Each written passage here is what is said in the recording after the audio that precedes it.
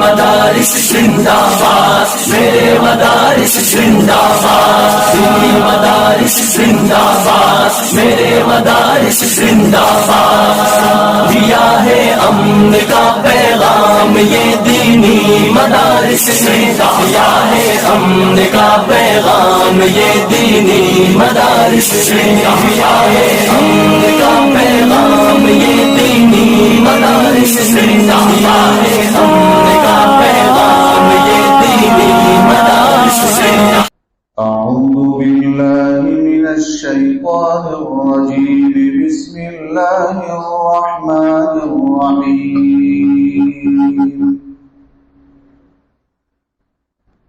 أقم الصلاة لدلوك الشمس إلى غسق الليل وقرآن الفجر إن قرآن الفجر كان مشهودا ومن الليل فتهجد به نافلة لك عسى أن يبعثك ربك مقاما محمودا وقل رب أدخلني مدخل صدق وأخرجني مخرج صدق واجعل لي من لدنك سلطانا نصيرا وقل جاء الحق وزهق الباطل إن الباطل كان زهوقا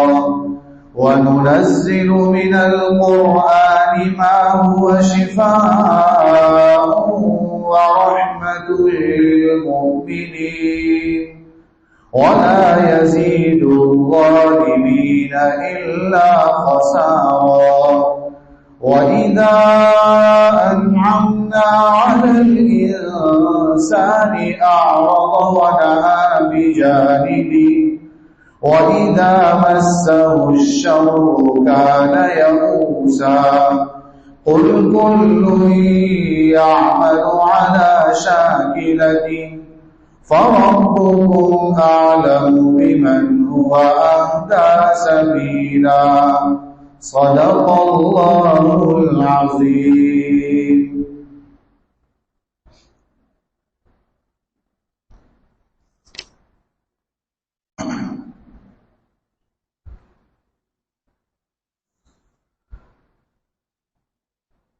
الحمد لله الحمد لله وكفى وسلام على عباده الذين اصطفى وصل وسلم على سيدنا محمد المصطفى وعلى آله وأصحابه نجوم الهدى وقادة التقى أما بعد أعوذ بالله من الشيطان الرجيم بسم الله الرحمن الرحيم وما آتاكم الرسول فخذوه وما نهاكم عنه فانتهوا صدق الله العظيم وقال النبي صلى الله عليه وسلم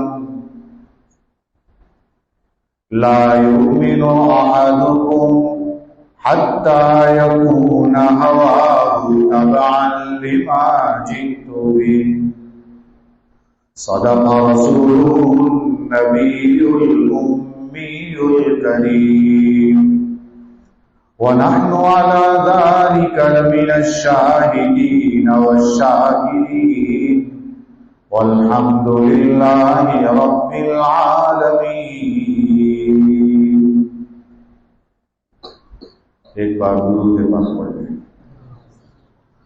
اللهم صل على سيدنا محمد وعلى آل سيدنا محمد وأصحابه وأزواجه وبارك وسلم.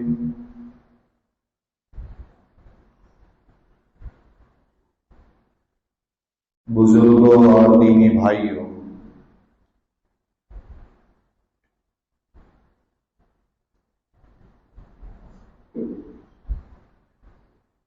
آج رمضان المبارک کی 21ویں رات ہے.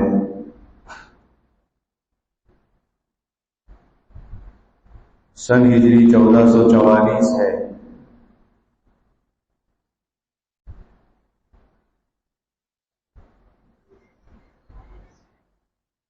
اور کرناٹک کی اس شاہباد کی مکہ مسجد میں نبی کریم صلی اللہ علیہ وسلم کی سنتوں پر عمل کرنے کے فائدے کیا ہیں، اس پر آپ کے سامنے چند منٹوں میں چند باتیں آپ پیش کرنی ہیں. نیت کریں گے انشاءاللہ اس بات کو سننے کے بعد اپنی زندگی سرکار کے طریقے کے مطابق کرنے کی پوری کوشش کریں گے.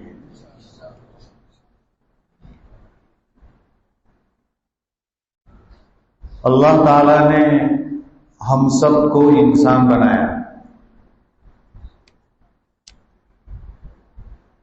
اللہ تعالیٰ کو دنیا کی جتنی مخلوقات ہے ان سب میں سب سے زیادہ محبت اور سب سے زیادہ پیار حضرت انسان سے ہے. اور اس کی دلیل یہ ہے کہ اللہ کو انسانوں میں سب سے زیادہ پیار نبی کریم صلی اللہ علیہ وسلم سے، اور آپ صلی اللہ علیہ وسلم کو اللہ نے انسان بنا کر بھیجا. معلوم ہوا انسان سے اللہ کو پیار ہے.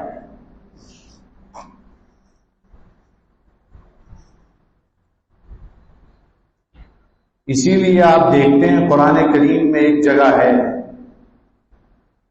کہ جہاں انسان کو خطاب کر رہے ہیں اللہ تعالیٰ پیار سے کہہ رہے ہیں کہ یہ ٹریک پر سے کیوں اتر گیا ہے، غلط راستے پر کیوں چل پڑا ہے. اس کو بہت پیارے انداز میں قرآن کریم کے 30ویں پارے میں بار بار سنتے ہیں. کیا ہے وہ؟ فرمایا یا ایھا الانسان ما غرک بربک الکریم. اے انسان تجھے کیا ہو گیا، کیوں غلط راستے پر چل پڑا ہے، کس چیز نے تجھے دھوکے میں ڈال رکھا ہے. الذی خلقک فسواک فعدلک.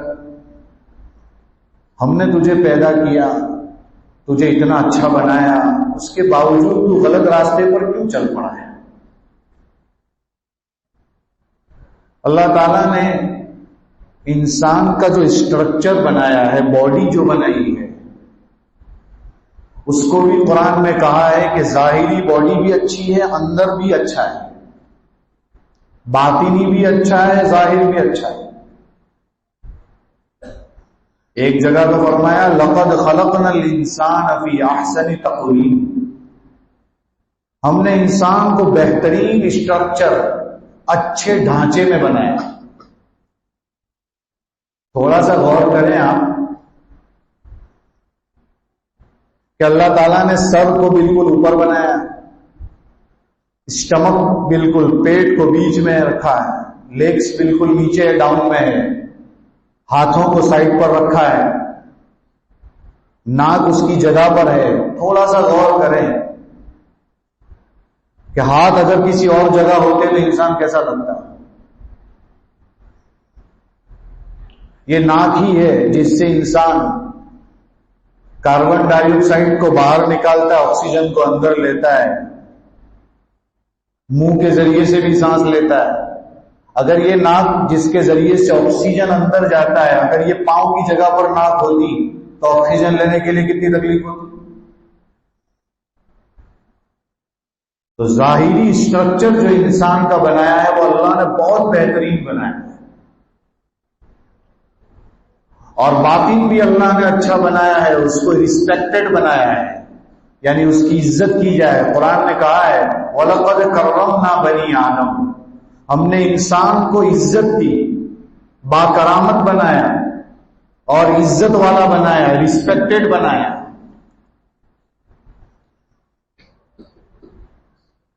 تو اللہ تعالیٰ کو انسان سے بہت پیار ہے۔ پھر یہ بتایا کہ باکرامت اور بزرگی والا اور عزت والا اس لیے بنایا کہ اللہ تعالیٰ نے انسان کے دل میں ایمان رکھا۔ شکر ادا کریں کہ اللہ تعالیٰ نے ہم سب کو مومن بنایا ہے۔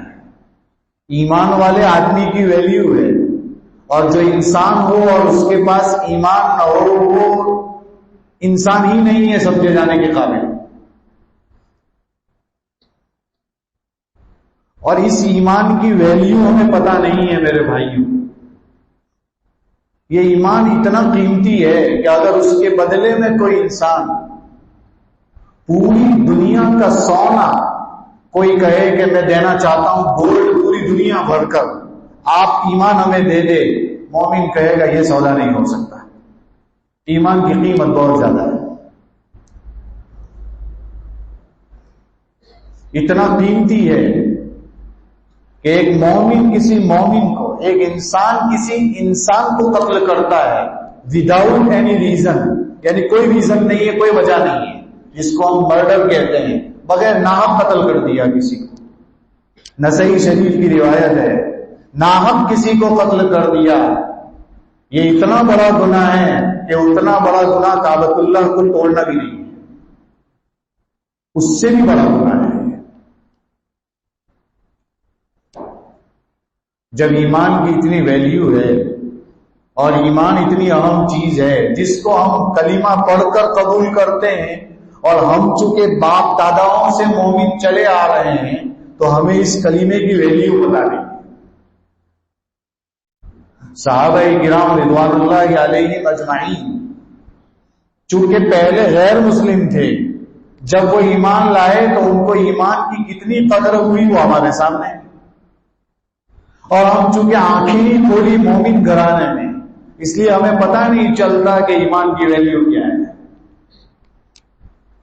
لا الہ الا اللہ پڑھ دیا، اللہ کے سوا کوئی معبود نہیں، اور فوراً ہم نے کہا کہ یہ کلمہ ابھی ادھورا ہے جب تک کہ اس نے محمد رسول اللہ نہیں پڑھا صلی اللہ علیہ وسلم، کیونکہ صرف اللہ کے سوا کوئی معبود نہیں کہنے سے کام نہیں چلے گا، بلکہ اس کو یہ کہنا پڑے گا کہ اس چیز کو اپنی زندگی میں لانے کے لیے کیا کرنا ہے۔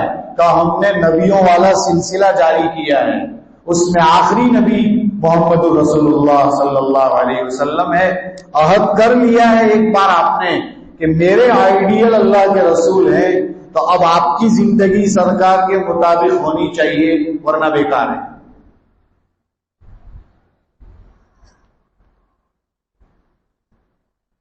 مولانا علی میاں ندوی رحمۃ اللہ علیہ فرماتے ہیں دنیا میں انسان کتنا بھی اچھا ہو، اس کو اچھا اس وقت سمجھا جائے گا کہ جب اس کا طریقہ سرکار کے طریقے کے مطابق ہو، تبھی وہ اچھا ہے، اور اگر اس کا طریقہ اللہ کے رسول صلی اللہ علیہ وسلم کے طریقے کے مطابق نہیں تو وہ اچھا نہیں ہے۔ اور آگے کی بات بڑی عجیب، کوئی نبی، کوئی دنیا کا کوئی انسان ایسا نہیں ہوگا جو اپنی بیوی سے یوں کہے کہ میری جو اندر کی گھر کی زندگی ہے وہ سب کے سامنے بیان کر، کوئی نہیں کہے گا، کیونکہ اصل تو بیوی ہے، اس کو سب پتا ہے کہ میرا شوہر کیسا ہے. باہر تو بہت بڑا بزرگ سمجھا جاتا ہے، بہت اچھا سمجھا جاتا ہے، لوگ بہت اچھا کہتے ہیں، لیکن بیوی کو جو پتا ہے وہ کسی کو نہیں پتا ہوتا ہے کہ میرا شوہر کیسا ہے. لیکن اللہ کے رسول صلی اللہ علیہ وسلم پر قربان جائے، سرکار نے اپنی بیویوں کو عام اجازت دی اور فرمایا میرے ساتھ رہ کر گھر میں جیسی زندگی گزارتے ہیں سب کے سب امت کے سامنے بیان کرو کہ میری کیا عادتیں ہیں، کیا اخلاق ہیں. حضرت عائشہ رضی اللہ تعالی عنہا نے 2210 روایتیں نقل کی ہیں اور سرکار کے گھر کی اندر کی ایک ایک بات امت کے سامنے پیش کی. بلکہ یوں کہے تو غلط نہیں، حضرت عائشہ جیسی ذہین نہ ہوتی اگر کوئی عورت تو شاید سرکار کی گھر کی زندگی ہمارے سامنے نہ آتی. بیویوں کے ساتھ آپ کا کیسا برتاؤ، بچوں کے ساتھ آپ کا کیسا برتاؤ، بیواؤں کے ساتھ آپ کا کیسا برتاؤ، آپ گھر میں کیسے رہتے، کھانا کیسے کھاتے، پانی کیسے پیتے، ایک ایک طریقے کو نقل کیا گیا. دنیا روزانہ ترقی کرتی جا رہی ہے، سائنٹسٹ نئے نئے ریسرچ کر رہے ہیں اور اب بتاتے ہیں کہ مسواک کرنے کا یہ فائدہ ہے. ہم یہ کہتے ہیں آپ کتنے بھی ریسرچ کر لو اور جتنی اچھائی دنیا کے سامنے بیان کرو، ایک سنت سے آگے آپ نہیں بڑھ سکتے. وہ ہمیں اللہ کے نبی 1400 سال پہلے بتا کے گئے. غور کیجیے، مسواک کرنے کے حدیث شریف میں 70 سے زیادہ فائدے ہیں صرف مسواک کرنے کے. لیکن ہم ہیں کہ ایک چھوٹی سی سنت اور مسواک میں خرچ 10 روپے کا، 20 روپے کا. لیکن ہم سے ابھی پوچھیں یہاں کہ کتنے ایسے ہیں جو پابندی سے مسواک کرتے ہیں، مشکل سے 2-5 ملیں گے، مشکل سے. جبکہ یہ ایسی سنت ہے میرے بھائیوں کہ اگر کسی نے پابندی سے مسواک کی ہے تو کہتے ہیں کہ مسواک کرنے کا چھوٹا فائدہ یہ ہے کہ موت کے وقت اس کو کلمہ نصیب ہو جائے گا. لیکن ہم مسواک ہی نہیں کرتے. اب دنیا ریسرچ کر کے کہہ رہی ہے کہ مسواک کرنے کا ڈاکٹری فائدہ یہ ہے، جسمانی فائدہ یہ ہے، فلاں فائدے ہیں. آپ جتنا بھی بتا دو، میرے نبی 1400 سال پہلے بتا کر گئے. قیلولہ کرنا، دوپہر میں تھوڑی دیر کے لیے سونا ہے. صحابہ کرام کا عام معمول ظہر سے پہلے سونے کا ہے اور جمعہ کے دن جمعہ کے بعد سونے کا ہے. تھوڑی دیر کے لیے. میں قیلولہ کے بارے میں کہتا رہتا ہوں، قیلولہ ہی ہونا چاہیے، پھر وہ لیلولہ نہیں ہونا چاہیے. ہم لوگ سوتے ہیں تو اتنا سوتے ہیں کہ سو گئے تو 4-4 گھنٹے سوتے ہیں. کب آپ نے ہی تو سونے کو سنت کہا تھا. نہیں بھائی، مسجد نبوی کی ایک ستون پر لکھا ہوا کسی وقت دیکھا تھا کہ 20 سے 25 منٹ یا آدھا گھنٹہ سونا دوپہر میں آپ کی پوری باڈی کو فائدہ پہنچائے گا. یہاں تک کہ لکھنے والوں نے لکھا کہ کبھی بھی شیطان اور جنات اور کوئی بھی چیز اس کے اوپر حملہ نہیں کر سکتی صرف دوپہر میں 20-25 منٹ سونے سے. لیکن سنت کی نیت ہوگا ہوگی تو وہ ثواب بھی ملے گا اس کا. تو دیکھو، سائنٹسٹ اب کچھ ریسرچ کر رہے ہیں کہ جسمانی فائدے سرکار قیلولہ پہلے ہی بتا چکے. گردن کا مسا، ہم لوگ وضو میں 5 وقت وضو کرتے ہیں، 5 نمازوں کے وقت گردن کا مسا کرتے ہیں. لکھنے والے سائنٹسٹ نے بتایا ہے کہ اگر کوئی دن میں 1 مرتبہ گردن کے اوپر پانی ڈال دے تو کہتے ہیں وہ کبھی بھی پاگل نہیں ہوگا. ہم کہتے ہیں اللہ کے رسول صلی اللہ علیہ وسلم نے گردن کے مسے کو 1400 سال پہلے ہی سے بتا دیا ہے اور ہم تو 5 وقت کرتے ہیں. آپ 1 وقت کہہ رہے ہیں. ہم 5 وقت کم سے کم پانی کا تر حصہ اس کے اوپر لگاتے ہیں، ہاتھ کا تر حصہ لگاتے ہیں اس کے اوپر. تو اب سب چیزوں کے لوگ فائدے بتا رہے ہیں. کھانے کا یہ فائدہ، کدو کھانے کا یہ فائدہ، لوکی کھانے کا یہ فائدہ، شہد کے یہ فوائد، یہ سب اسلام پہلے ہی بتا چکا ہے. تو نبی کریم صلی اللہ علیہ وسلم نے اپنی بیویوں کو اجازت دے دی کہ میرے گھر کی سب چیزیں بیان کرو. اور آگے چلتے ہیں.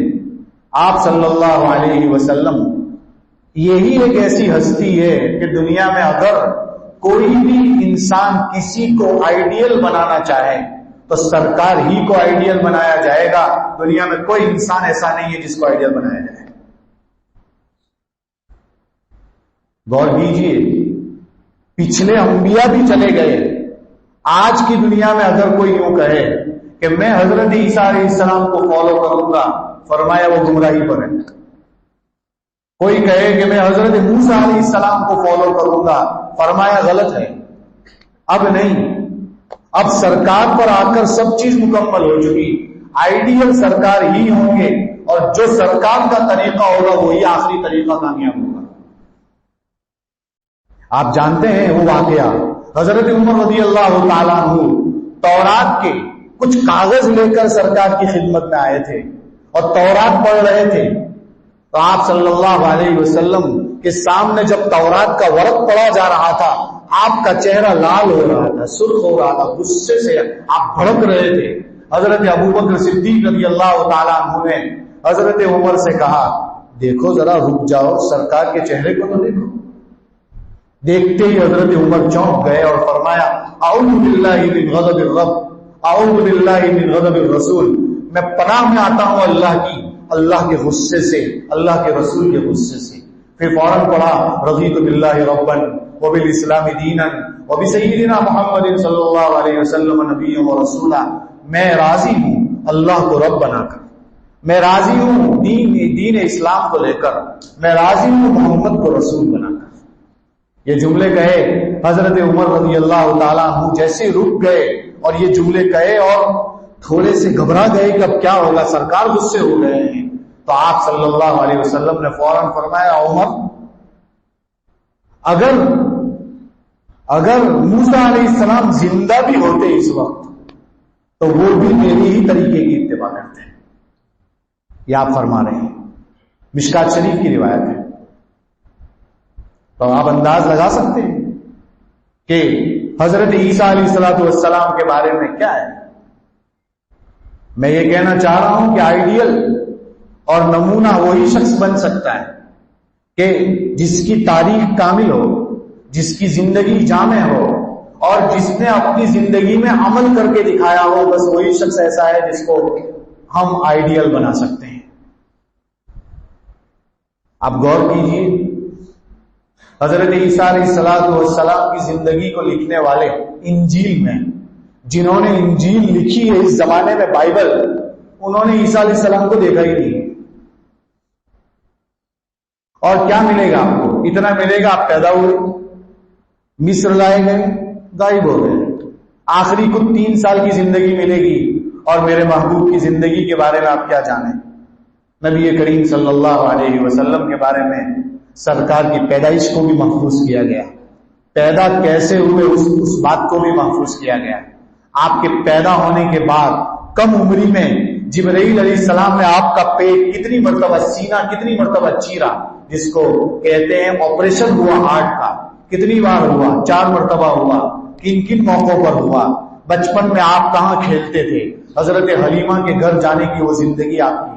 اور اس کے بعد آپ کا وہ تجارت کا مسئلہ جو حضرت خدیجہ رضی اللہ تعالیٰ عنہ کے ساتھ وہ واقعہ، چچا ابو طالب کے ساتھ آپ کا وہ تجارت کا سفر، اور آپ کا راستے میں بحیرہ راہب سے ملنا، نستورہ راہب سے ملنا، اور پھر آگے چل کر آپ کی 35 سال کی زندگی میں وہ حجر اسود والا واقعہ کہ کون پتھر کو رکھے گا، اور وہ کعبۃ اللہ کی تعمیر، اور وہ کفار مکہ کے ساتھ کے واقعات، اور پھر وہ یہودیوں کے ساتھ کے واقعات، پھر مدینے کی ہجرت، حبشہ کی ہجرت پہلے، پھر مدینے کی ہجرت، اور پھر وہ ہجرت سے پہلے مکہ المکرمہ میں کیسے واقعات پیش آئے، آپ کو کتنی تکلیفیں دی گئی، کس جگہ جا کر آپ رہتے تھے، صحابہ کہاں آ کر ایمان قبول کرتے تھے، کیسی آپ کی زندگی تھی.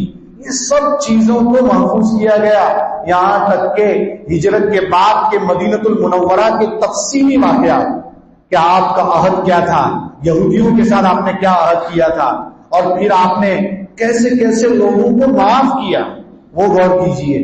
کیا زندگی تھی آپ کی. آپ نے ابو جہل کو بار بار دعوت دی، چچا ابو طالب کے لیے آپ بار بار بے چین رہے کہ کب وہ ایمان لے آئے میرے چچا، چونکہ وہ مدد بہت کرتے تھے آپ صلی اللہ علیہ وسلم کی، تو اس کے لیے بہت پریشان رہے، آپ بہت تڑپتے رہے. اور حضرت حمزہ کے قاتل کو معاف کر دینا یعنی حضرت وحشی کو، اور آپ کے جو ہے سینے کو چبانے والی وہ خاتون ہندا، اس کو آپ نے معاف کر دیا، اور وہ برسوں کے دشمن جو فتح مکہ کے موقع پر آپ کے سامنے آئے آپ نے معاف کر دیا، وہ ابو جہل کے بیٹے اکرمہ کو معاف کر دیا، اور ایسے کئی واقعات جس میں آپ صلی اللہ علیہ وسلم نے کیسے کیسے معاملات کس طریقے سے سلوک کیا آپ نے۔ اور پھر آپ دیکھیے حضرت ام حبیبہ سے آپ نے شادی کی صرف اس وجہ سے کہ ان کے والد ابو سفیان تو دشمن تھا، پکا دشمن تھا، بعد میں وہ حضرت بنے، لیکن رشتہ داری میں تبدیل کیا، ام حبیبہ سے شادی کی، رشتہ داری آ گئی، اور اس کے بعد مقصد یہ تھا وہ دشمنی کسی طریقے سے اسلام کی طرف مائل ہو جائے۔ وہ باپ بعد میں ایمان لائے، ابو سفیان بعد میں ایمان لائے، پہلے حضرت نہیں بنے تھے، بعد میں حضرت بن گئے۔ حضرت صفیہ سے آپ نے نکاح کیا کہ یہودی قبائل آزاد ہوں اور یہودیوں کو ایمان کی طرف دعوت دیں، اس لیے حضرت صفیہ سے نکاح کیا۔ حضرت عمر رضی اللہ تعالیٰ عنہ کی دل جوئی کے لیے ان کی بیٹی حضرت حفصہ سے نکاح کیا۔ غور تو کیجیے آپ کیسے کیسے آپ نے معاملات پیش کیے، کیسے کیسے موقعوں پر کیسے کیسے لوگوں کو معاف کر دیا۔ یہ سرکار کی زندگی کا ایک ایک حصہ کتابوں میں محفوظ ہے۔ اس لیے آئیڈیل بنانے کے قابل کون ہے؟ نبی کریم صلی اللہ علیہ وسلم، انہی کی زندگی ایسی ہے جس کو ہم اپنی زندگی کا کیا بنا سکتے ہیں؟ آئیڈیل بنا سکتے ہیں۔ جب اتنا سمجھ میں آ گیا تو ہم آپ کو آگے بتاتے ہیں کہ پچھلے لوگوں نے کیسے سرکار کو آئیڈیل بنایا اور سرکار کی سنتوں سے کیسے پیار کیا۔ چند جھلکیاں دکھاتا ہوں۔ حضرت ابوبکر صدیق رضی اللہ تعالیٰ عنہ، یہ آپ جانتے ہیں انبیاء کے بعد سب سے بڑا درجہ اس امت میں حضرت ابوبکر کا ہے۔ کیا قربانیاں دی حضرت ابوبکر نے، ایمان لائے، اور ایمان لانے کے بعد جو آپ نے تکلیفیں اٹھائی، اتنا پیار تھا اللہ کے رسول سے کہ جب کفار مکہ ان کو مارتے تھے تو جب بے ہوش ہو جاتے، بے ہوش ہونے کے بعد جب بھی ہوش میں آتے اپنی ذات کی فکر نہ کرتے، پہلے پوچھتے بتائیے محمد کا کیا حال ہے، یہ سوال پہلے کرتے۔ یہ عشق تھا، یہ عشق کی جھلکیاں دکھا رہا ہوں۔ ہجرت کے موقع پر آپ جانتے ہیں اونٹنی تیار کر کے رکھی تھی آپ صلی اللہ علیہ وسلم کے لیے، اور پھر وہ اس پورے راستے میں آپ پوچھئے جو لوگ گئے ہیں مدینہ المنورہ، احد کا پہاڑ دیکھیے، بلکہ غار ثور جس نے دیکھا ہو، بہت اونچائی پر ہے غار ثور، کہیں قریب میں نہیں۔ وہ غار ثور پر حضرت ابوبکر اپنے کندھے پر اٹھا کر لے گئے تھے آپ صلی اللہ علیہ وسلم کو، کندھے پر اٹھا کر۔ میرے بھائیوں، پہاڑ پر چڑھنا آسان نہیں ہے، یہ پہاڑ پر چڑھے بھی تھے اور وہ سرکار، وہ نبی نے نبوت کا بوجھ لے کر کندھے پر اٹھا کر اوپر لے جا رہے ہیں۔ یہ عشق کے علاوہ کوئی دوسری چیز نہیں ہو سکتی، محبت ہی لے جا سکتی ہے کسی انسان۔ کتنی اونچائی پر لے گئے تھے، بہت اونچا ہے۔ آج بھی کسی کو چڑھنا ہو غار ثور پر 2-3 گھنٹے سے کم اوپر نہیں چڑھیں گے، بہت وقت لگے گا اوپر جاتے ہوئے، اور اوپر جانے کے بعد 2 گھنٹے تو آرام کرنا پڑے گا، تب جا کے آپ نیچے اتر سکتے۔ ایسی حالت ہو جائے گی۔ اور اس موقع پر آج تو پھر بھی ترقی یافتہ زمانہ ہے، کچھ راستے صحیح ہو گئے ہیں چڑھنے کے، کچھ سیڑھیاں بنا دی ہے، اس میں تو اس وقت تو کچھ بھی نہیں تھا۔ اور پھر وہ غار ثور کے اندر وہ واقعہ کہ غار ثور کے اندر اللہ کے رسول صلی اللہ علیہ وسلم کو آپ نے فرمایا، ابو بکر نے، سرکار تھوڑی دیر رک جائیے، میں اندر سے غار صاف کر لوں۔ اور اندر گئے غار میں، جیسے ہی غار میں پہنچے تو آپ نے پورے غار کے اندر جتنے سوراخ تھے وہ سب بند کر دیے، 1-2 سوراخ رہ گئے تھے تو آپ نے دیکھا کہ کوئی شکل نہیں ہے، کچھ کپڑا بھی نہیں ہے، سب کچھ پھاڑ پھول کے کیا تھا۔ کہا کہ اب کوئی شکل نہیں ہے، اپنے ہی انگوٹھے کو اور اپنے ہی پاؤں کو اس سوراخ پر رکھ دیا کہ کہیں اللہ کے رسول کو اندر سے کوئی چیز نکل کر تکلیف نہ پہنچا دے۔ اور سرکار کو بلایا، سرکار تشریف لائی، آپ اندر آئے اور آرام کیا۔ وہ ابوبکر کتنے مبارک ہیں، کتنے اچھے ہیں کہ سرکار ان کی ران پر سر رکھ کر سو گئے، اور کہتے ہیں سوئے ہیں، اور وہ اژدہا، وہ سانپ جو اندر تھا اس نے ڈس لیا، اور جو جب ڈسا حضرت ابوبکر صدیق رضی اللہ عنہ کو زہر دوڑنے لگا پورے بدن میں، لیکن ایسا بھی نہیں ہلے، یہ عشق رسول ہے.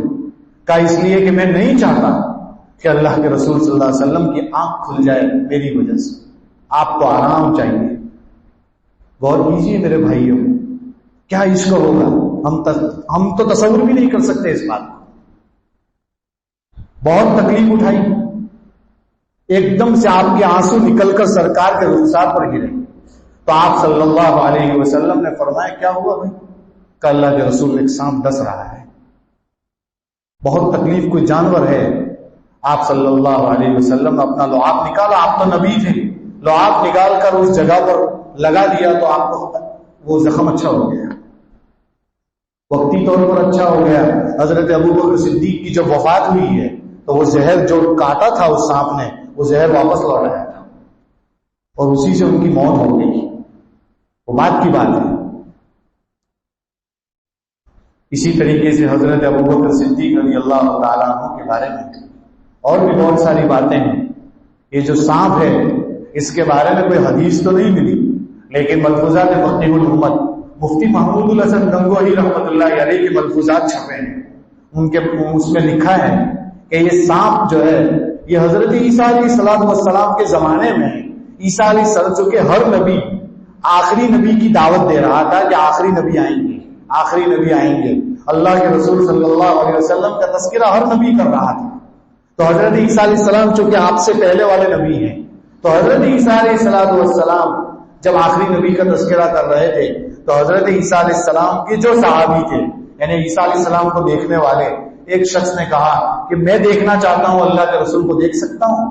تو فرمایا آپ نہیں دیکھ سکتے اس حالت میں، لیکن دیکھنا ہو تو کسی جانور کی شکل اختیار کرنی پڑے گی. تو کہتے ہیں عیسیٰ علیہ السلام نے اپنے معجزے سے اور اللہ کے حکم سے ان کو سانپ بنا لیا. وہی انسان سانپ بن گیا تھا اور وہ اس غار میں آ کر چھپ گیا تھا اور وہ اتنے سالوں سے انتظار کر رہا تھا کہ یہاں آخری نبی آنے والے ہیں. جب وہ آ گئے تو ابو بکر نے پاؤں رکھ دیا تو اس نے سوچا اب تو موقع تھا سرکار کو دیکھنے کا، اور اس موقع پر تو نے پاؤں رکھ دیا، اس پر ڈس لیا تھا. یہ مفتی محمود الحسن گنگوہی رحمۃ اللہ علیہ نے لکھا ہے. میرے بھائیوں، حضرت عثمان غنی رضی اللہ تعالیٰ عنہ کے عشق کا عالم کیا ہے آپ جانتے ہیں؟ حضرت عثمان غنی رضی اللہ تعالیٰ عنہ کے عشق کا عالم یہ ہے کہ حضرت عثمان کو آپ صلی اللہ علیہ وسلم نے صلح حدیبیہ کے موقع پر مدینہ بھیجا تھا، مکہ بھیجا تھا، اور کہا تھا آپ ہماری طرف سے جائیے، بات کر کے آئیے. وہاں جا کر انہوں نے، ان کا پائجامہ ٹخنوں سے اوپر تھا، پنڈلی کے قریب تھا. تو وہاں کے کفار نے کہا، جو حضرت عثمان کے بہت سارے خاندان والے وہاں تھے مکے میں، کہا کہ دیکھو یہ بڑے بڑے لوگ ہیں، یہ غلط سمجھیں گے، اپنا پائجامہ نیچے کیجیے. تو حضرت عثمان نے بڑی معصومیت سے جواب دیا، فرمایا میں یہ نہیں کر سکتا، میرے نبی کے طریقے کے خلاف کبھی بھی نہیں ہو سکتا. اس موقع پر بھی یہ جواب دیا. اور ہمارا جوان کا پائجامہ پوچھئے کہاں ہوتا ہے، ٹخنوں سے نیچے کتنا ہوتا ہے، اور ان کو کہتے ہیں تو ان کو غصہ بھی آتا ہے. یہاں دیکھیے اس موقع پر بھی سنت کو نہیں چھوڑا جا رہا ہے، جبکہ کفار مکہ ہے، ان کو ڈر ہے کہ شاید کہیں کوئی غصے ہو کر مار نہ دے مجھے، لیکن کوئی ڈر نہیں. اللہ کے رسول صلی اللہ علیہ وسلم کے طریقے کے آگے کسی کا طریقہ نہیں. اس لیے پائجامہ ٹخنوں سے اوپر، آپ جانتے ہیں اس کو بھی سائنٹسٹ نے بعد میں بتایا کہ پائجامہ ٹخنوں سے اوپر ہوگا. انسان کا جو سیکس ہے، شہوت جو ہے، وہ ٹخنے کی ہڈی میں ہے. ٹخنے کی جو ہڈی ہے ابری ہوئی پاؤں کے پاس، اس ہڈی میں سیکس جمع ہوتا ہے. کہا کہ مرد میں سیکس بہت کم ہوتا ہے اور عورت میں سیکس بہت زیادہ ہوتا ہے. فرمایا کہ آپ مرد کو حکم دیا پائجامہ ٹخنوں سے اوپر ہو. کیوں؟ تاکہ اس کا ٹخنا کھلا رہے گا تو اس میں سیکس بڑھے گا، کیونکہ اس میں ویسے ہی کم ہے. اور عورت کو پائجامہ نیچے رکھنے کو کہا کہ اس میں آلریڈی بہت زیادہ ہے، تاکہ کہیں بڑھ کر زنا کا بازار گرم ہو جائے. دیکھیے سنت کے کتنے فائدے ہیں. لوگ بتاتے ہیں حالات ہمارے ایسے ہیں کہ اگر ہم یوں کہہ دیں کہ نبی کریم صلی اللہ علیہ وسلم کی سنتیں کر لو تو نہیں کریں گے، لیکن اگر یوں کہہ دیں یہ کرو ورنہ یہ بیماری ہو جائے گی تو کریں گے. یہ ہمارا حال ہے. میرے بھائیوں، سرکار کے ہر طریقے میں فائدہ ہے، وہ ہمیں پتہ نہیں ہے، ہمیں پتہ نہیں ہے. حضرت عمر کے بارے میں تو ابھی بتا چکا ہوں. ویسے حضرت عمر دعا کرتے تھے، اے اللہ مجھے نبی کریم صلی اللہ علیہ وسلم کے شہر میں موت دینا. شہادت کی موت بھی چاہیے، اور کہاں چاہیے؟ مدینے میں چاہیے. یہ دعا کرتے تھے، اور آپ جانتے ہی ہیں وہ دعا کیسی قبول ہوئی. شہادت بھی ہوئی مدینے ہی میں، اور وہی تدفین بھی ہوئی. اور آپ جانتے ہی ہیں مصلی رسول پر آپ صلی اللہ علیہ وسلم کا جو مصلی تھا اس پر شہادت ہوئی. کسی کی شہادت کی گواہی کوئی کیا دے گا؟ حضرت عمر کی شہادت کی گواہی سرکار کا مصلی دے گا. آپ سوچ سکتے ہیں. اور امام مالک رحمت اللہ علیہ کا عشق بہت زبردست، امام ابو حنیفہ کا عشق بہت زبردست، امام شافعی کا عشق بہت زبردست. اور آپ کہیں گے مولانا یہ تو بہت پرانے لوگوں کی بات کر رہے ہیں، تو ہم آپ کو ابھی کا بھی بتا سکتے ہیں، بہت پاس کا بھی بتا سکتے ہیں کہ عشق کیا تھا. ہمارے اکابرین میں مولانا رشید احمد گنگوہی رحمت اللہ علیہ کے پاس مدینۃ المنورہ کی 30 کھجوریں لائی گئی، اور آدمی کئی لوگ سامنے بیٹھے ہوئے تھے. فرمایا اس کھجور کے جتنے ٹکڑے ہو سکتے ہیں کرو، یہ میرے محبوب کے علاقے کی کھجور ہے، سب کو تقسیم کرو. گٹلیاں رہ گئی، کہا اس کو پیس ڈالو، اور پیس کر اس کو سالن میں ڈالو، اس لیے کہ یہ سرکار کے علاقے کی کھجور ہے اور سرکار کے مدینے کی ہوا لگی ہے اس کو. یہ عشق تھا میرے بھائیوں، یہ مولانا رشید احمد گنگوہی رحمۃ اللہ علیہ کا عشق. اور ایسے عشق کے واقعات تو کتنے بیان کریں گے. قرہ ابن معاویہ رضی اللہ تعالیٰ عنہ کے بارے میں ہے، ایک بار اللہ کے رسول صلی اللہ علیہ وسلم کی گندی کھلی ہوئی تھی، یعنی گریبان کھلا ہوا تھا. ایک بار دیکھ لیا تھا، فرمایا کہ پوری زندگی انہوں نے گندی نہیں لگائی. حالانکہ اللہ کے رسول نے تو ہمیشہ گندی لگائی تھی، ایک دو بار کھول دی ہوگی، لیکن ان کی نظر جس وقت پڑی سرکار پر، آپ کے یہاں گندی لگی ہوئی، بٹن لگے ہوئے نہیں تھے. فرمایا میں بھی آج کے بعد کبھی بٹن نہیں لگاؤں گا. دیکھیے یہ عشق ہے.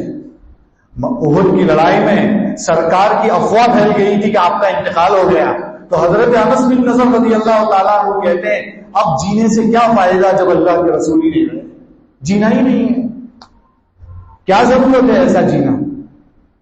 آپ جانتے ہوں گے حضرت انس بن نضر رضی اللہ تعالیٰ عنہ کے بارے میں ہے، انہوں نے پوری باڈی پر 90 زخم کھائے اور انتقال کر دیا، احد میں شہید ہو گئے. میرے بھائیوں ایسے تو بہت واقعات ہیں، پوری رات گزر جائے گی کہ نبی کریم صلی اللہ علیہ وسلم سے عشق میں لوگوں نے انتہا کر دی ہے.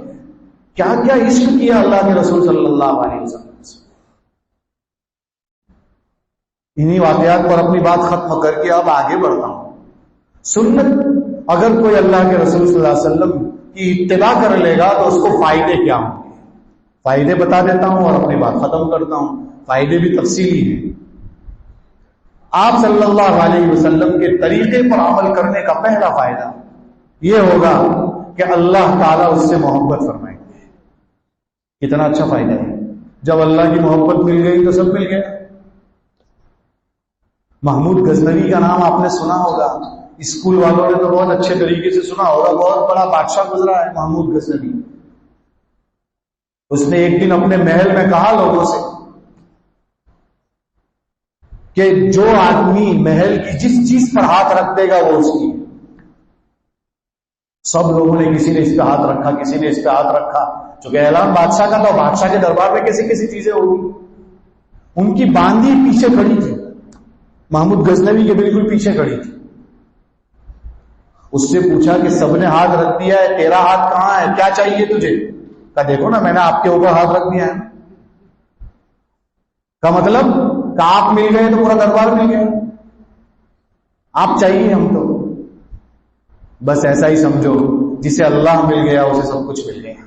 کہتے ہیں کسی نے نبی کریم صلی اللہ علیہ وسلم کی سنت کی اتباع کی تو اس کو سب سے پہلا فائدہ یہ ہوگا کہ اللہ تعالیٰ اس سے محبت فرمائیں گے. اور جس سے اللہ محبت کرے کیا چاہیے؟ قرآن کی آیت ہے قُلْ إِن كُنتُمْ تُحِبُّونَ اللَّهَ فَاتَّبِعُونِي. کہہ دیجئے آپ کیا اگر تم اللہ سے محبت کرتے ہو تو پہلے اللہ کے رسول کی اتباع کرو. کیا ملے گا؟ یحببکم اللہ، اللہ تعالیٰ تم سے محبت فرمائیں گے. قرآن کہتا ہے. دوسرا فائدہ، جب اللہ محبت فرمائیں گے تو دوسرا فائدہ یہ ہوگا وَيَغْفِرْ لَكُمْ ذُنُوبَكُمْ، تمہارے گناہوں کو بھی اللہ معاف کر دے گا. اچھا ہے نا. اتباع سنت سے اگر گناہ معاف ہو جاتے ہیں تو اس سے اچھی کیا بات ہوگی؟ اس سے اچھی کیا بات ہوگی؟ تو دوسرا فائدہ گناہ بھی معاف ہو جائے. تیسرا فائدہ اتباع سنت پر عمل کرنے کا. اتباع سنت اور نبی کریم صلی اللہ علیہ وسلم کی سنتوں کی اتباع کرنے کا تیسرا فائدہ یہ ہے کہ اسے 100 شہیدوں کا ثواب ملے گا. حدیث میں آتا ہے المتمسک بسنتی عند فساد امتی فلہ اجر 100 شہید. اگر میری امت میں بگاڑ آ جائے, امت میں بگاڑ کیسے آئے گا میرے بھائی؟ امت میں بگاڑ کیسے آئے گا؟ بگاڑ ہے کہ نہیں اس وقت امت میں؟ بہت بگاڑ ہے. کیوں بگاڑ ہے؟ اس لیے کہ سرکار کے طریقے کو چھوڑ دیا ہے, اس لیے بگاڑ ہے. حالات دیکھیے, تاجر اپنی تجارت میں پریشان ہے, گھر والا اپنے گھر میں پریشان ہے, دکان والا اپنی دکان میں پریشان ہے, شوہر بیوی سے پریشان ہے, بیوی شوہر سے پریشان ہے, باپ اپنے بچوں سے پریشان ہے, بچے اپنے باپ سے پریشان ہیں. آپ دیکھیے, آپ کوئی آدمی ایسا نہیں ملے گا جو یہ کہتا ہوں کہ میں بہت سکون سے. سب پریشان ہیں. یہ بگاڑ کہاں سے ہے؟ سرکار کے طریقے کو چھوڑنے کی وجہ سے. اور فرمایا میری امت میں جب بگاڑ ہو اور ایسے موقع پر کسی نے میری سنت کو زندہ کر دیا اور میری سنت پہ عمل کر لیا تو فرمایا اس کو کتنا ثواب ملے گا؟ 100 شہیدوں کا ثواب. شہید جو ہوتا ہے اللہ کے راستے میں جو گردن کٹواتا ہے وہ تو ایک بار کٹوا کر بہت بڑا مقام پا لیتا ہے, لیکن جو اتباع سنت کرے گا نا تو اس کو معلوم ہے دنیا میں بہت لوگوں کے تانے جھیلنے پڑیں گے. جب آپ پائجامہ ٹخنوں سے اوپر لے کر چلیں گے تو کوئی آپ کو طنز بھی کرے گا, بہت پائجامہ اوپر ہے آپ کا. جب گاڑی رکھو گے تو کتنے لوگ کہیں گے یہ کیا کاہے کے لیے رکھی آپ نے؟ ایسے تانے ملیں گے. کوئی دقیانوس کہے گا, کوئی آپ کو رجعت پسند کہے گا, کوئی آپ کو پتہ نہیں کیا کہے گا, کوئی برا کہے گا, کوئی الٹا کہے گا.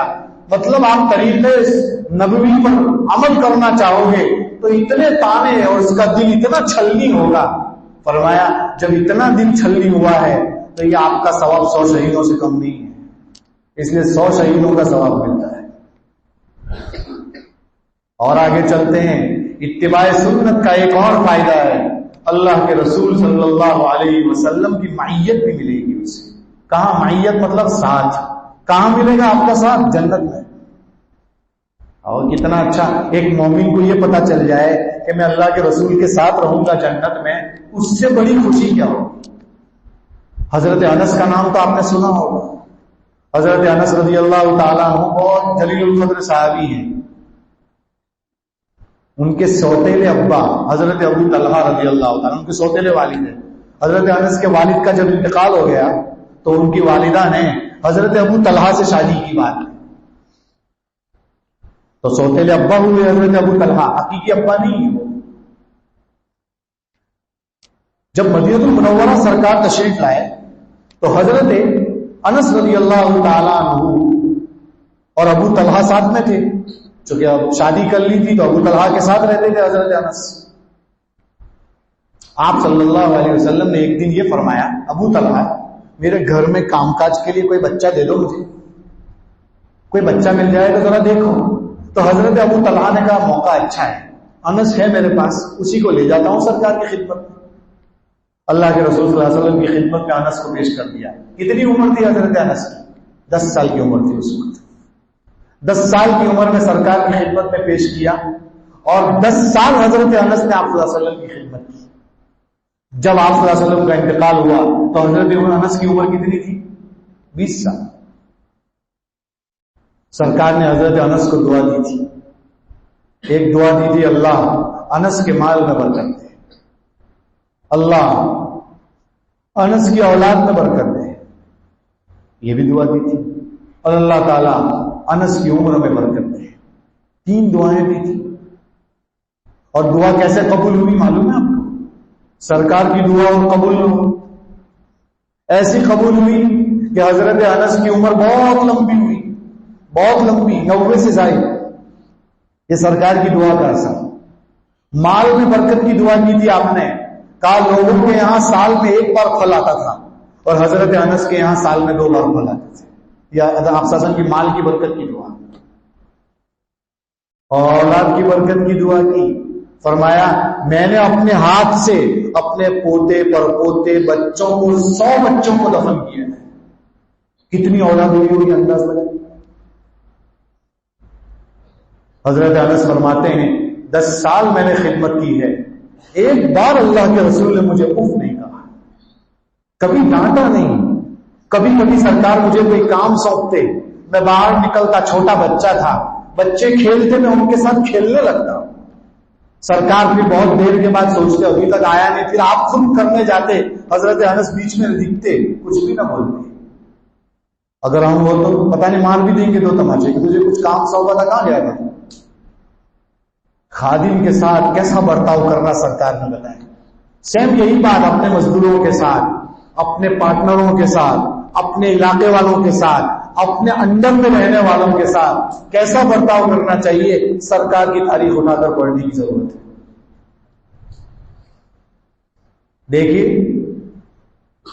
ایک دن حضرت انس رضی اللہ تعالیٰ عنہ سے آپ صلی اللہ علیہ وسلم نے فرمایا, یا بنیا, اے میرے پیارے بیٹے, ان قدرت ان تصبح او تمسی, اگر تم اس بات پر قادر ہو, اگر تم یہ کام کر سکتے ہو. کیا کام؟ کہ صبح کرو, شام کرو, اور تمہارے دل میں کسی کے بارے میں کینہ نہ ہو.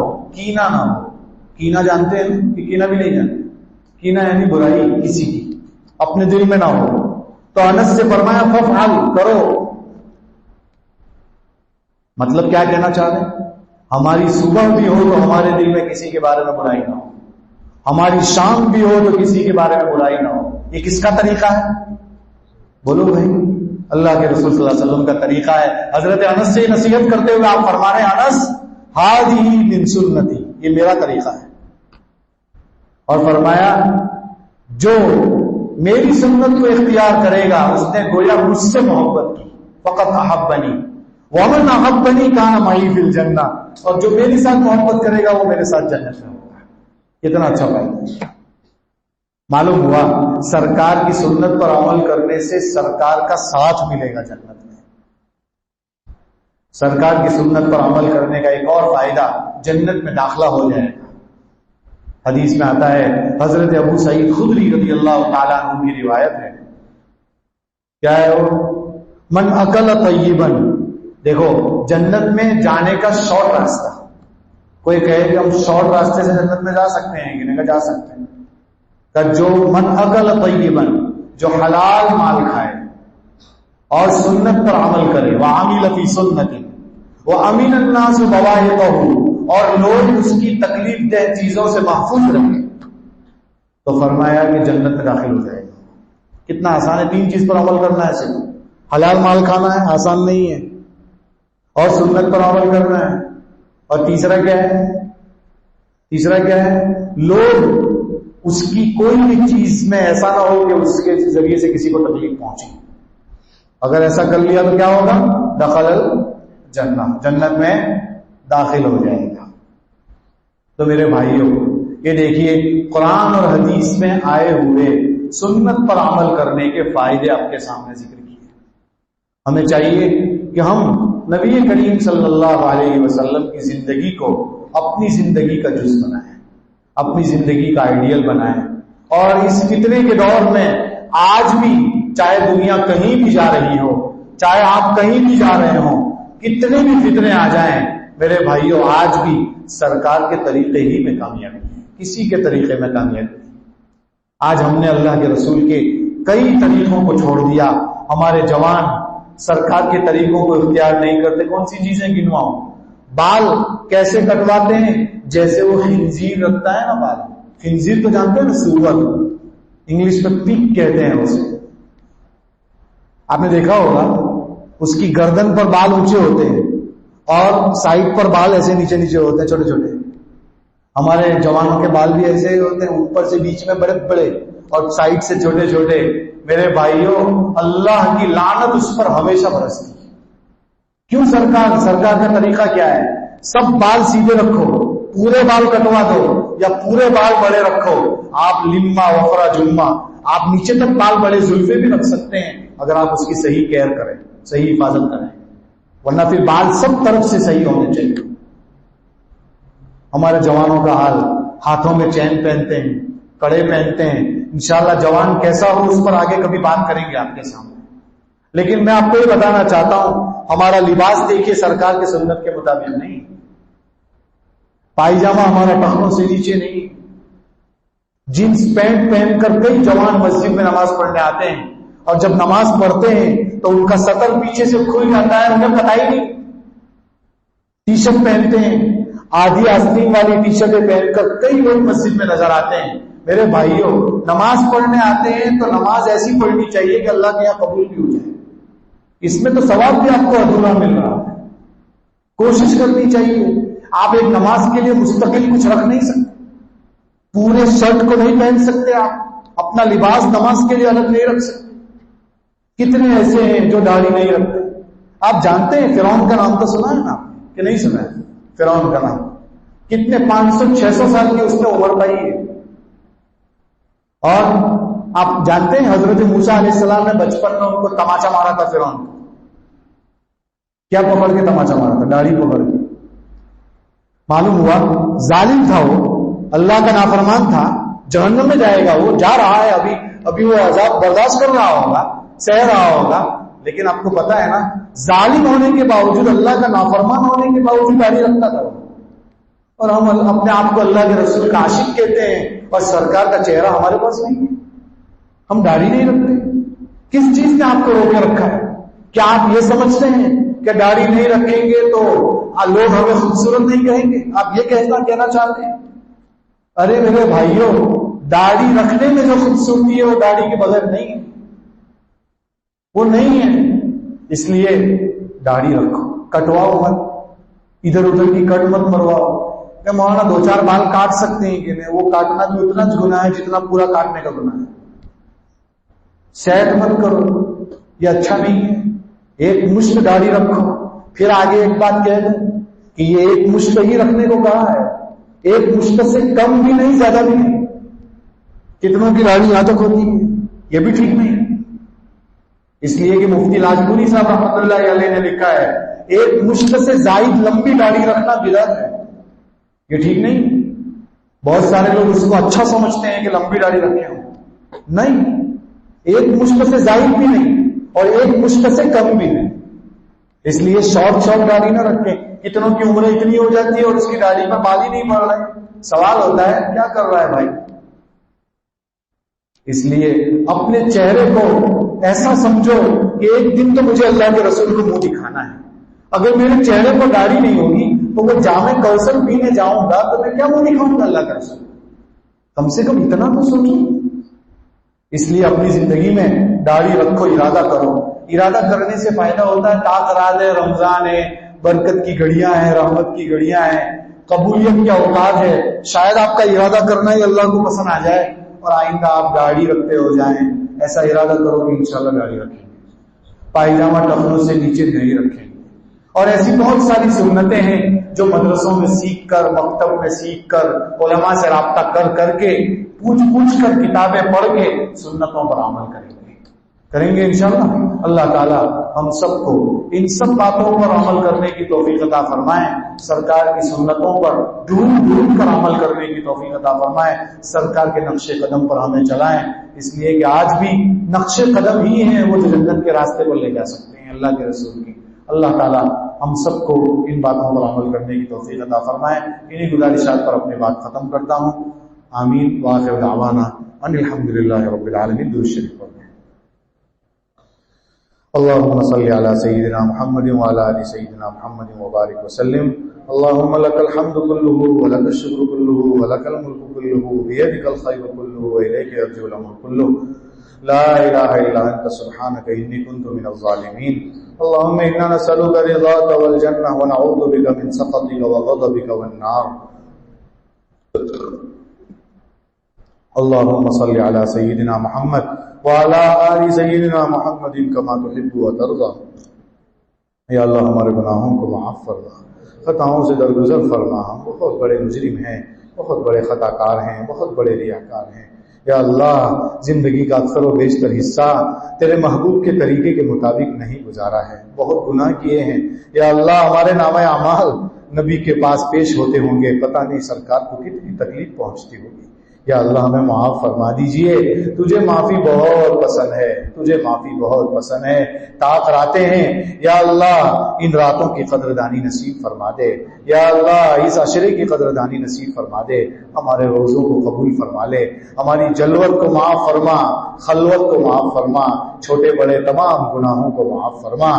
یا اللہ اس مجمع کا بیٹھنا قبول فرما، اس اجلاس کو قبول فرما، یا اللہ اس بستی کے ہر فرد کو قبول فرما، یا اللہ یہاں دین کا بول بالا فرما، یہاں کے جوانوں کو یا اللہ سرکار کے طریقے کے مطابق زندگی گزارنے کی توفیق عطا فرما، یا اللہ ان کے بچوں کو ان کی آنکھوں کی ٹھنڈک بنا، ان سب کو نیک بنا، صالح بنا، یا اللہ ہم سب کو سرکار سے محبت نصیب فرما، عشق رسول نصیب فرما، یا اللہ تیری مرضیات پر چلا دے، نامرضیات سے ہم سب کی حفاظت فرما۔ یا اللہ ہم سائل ہیں، ہم سائل ہیں، ہم محتاج ہیں، یا اللہ تو غنی ہے، تو دینے والا ہے، تو نے کئیوں کو نوازا ہے، یا اللہ تو ہمیں محروم نہ فرما، یا اللہ تو ہمیں محروم نہ فرما، یا اللہ تو ہمیں محروم نہ فرما، یا اللہ رحم و کرم کا معاملہ فرما، عافیت کا معاملہ فرما، یا اللہ امت کے حال پر رحم فرما، یا اللہ اس ملک میں امن و امان کی فضائیں چلا دے، یا اللہ برے ماحول سے حفاظت فرما دے، یا اللہ فتنوں سے، یا اللہ برے ماحول سے، شرارتوں سے ہم سب کی حفاظت فرما دے، ہمارے ایمان کی پوری حفاظت فرما، یا اللہ ہماری نسلوں کے ایمان کی، امت محمدیہ کے ایک ایک فرد کے ایمان کی، عزت کی، آبرو کی، مال کی، اولاد کی پوری حفاظت فرما، یا اللہ جب تک زندہ رکھے ایمان پر زندہ رکھ، وقت آخر ہو کلمے والی موت نصیب فرما۔ یا اللہ یہ دعائیں اپنے فضل و کرم حبیب پاک صلی اللہ علیہ وسلم کے طفیل منظور فرما برحمتک یا ارحم